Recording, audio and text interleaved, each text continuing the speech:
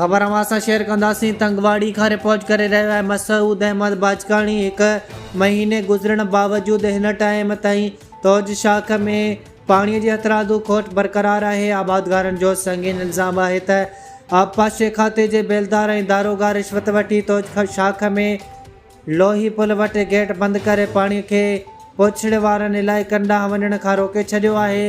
तौज शाख में पाणीअ जे हथरादू खोट हज़ारे एकड़ फ़सुल ख़तरे में।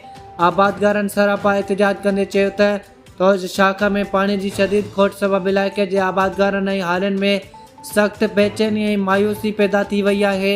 आबादगारनि जो इल्ज़ाम आहे त आबपाशी खाते जे अमलदारनि जी मिलीभगत सबबि तौज शाख में पुछड़ीअ ताईं पाणी न पहुचायो वियो।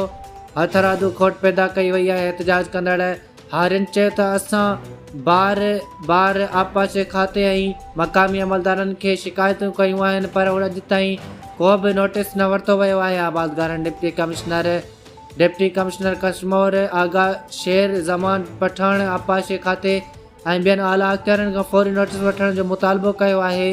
हिननि चयो त तौज शाख में फौरी तौर ते पाणी खोलिरायो वञे।